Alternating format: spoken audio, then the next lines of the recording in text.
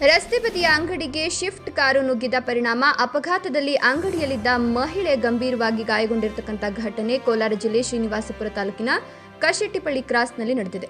ಅಪಘಾತದಲ್ಲಿ ಗಾಯಗೊಂಡ ಮಹಿಳೆಯನ್ನ ಮರಿಪಲ್ಲಿ ಗ್ರಾಮದ ನಾಗರತ್ನಮ್ಮ ಅಂತ ಗುರುತಿಸಲಾಗಿದ್ದು, ಕಡಪ ಬೆಂಗಳೂರು ರಾಷ್ಟ್ರೀಯ ಹೆದ್ದಾರಿಯಲ್ಲಿ ಘಟನೆ ನಡೆದಿದೆ. ರಾಷ್ಟ್ರೀಯ ಹೆದ್ದಾರಿ ಪಕ್ಕದಲ್ಲಿ ಕಾಫಿ, ಟೀ, ಟಿಫನ್, ತಿಂಡಿ ತಿನಿಸುಗಳನ್ನು ಮಹಿಳೆ ಇಟ್ಕೊಂಡು ವ್ಯಾಪಾರ ಮಾಡ್ತಿದ್ರು. ಈ ಒಂದು ಸಂದರ್ಭದಲ್ಲಿ ಚಾಲಕನ ನಿಯಂತ್ರಣ ತಪ್ಪಿ ಅಂಗಡಿಗೆ ಶಿಫ್ಟ್ ಕಾರು ನುಗ್ಗಿದ್ದು, ಅಪಘಾತದಲ್ಲಿ ಒಂದು ದ್ವಿಚಕ್ರ ವಾಹನ ಸೇರಿದಂತೆ ಅಂಗಡಿ ಸಂಪೂರ್ಣ ಜಖಮಾಗಿದೆ. ಸ್ಥಳೀಯರ ಸಹಕಾರದೊಂದಿಗೆ ಗಾಯಗೊಂಡ ಮಹಿಳೆಯನ್ನ ಆಸ್ಪತ್ರೆಗೆ ದಾಖಲು ಮಾಡಲಾಗಿದ್ದು, ಗೌನಿಪಲ್ಲಿ ಪೊಲೀಸ್ ಠಾಣಾ ವ್ಯಾಪ್ತಿಯಲ್ಲಿ ಘಟನೆ ನಡೆದಿದೆ.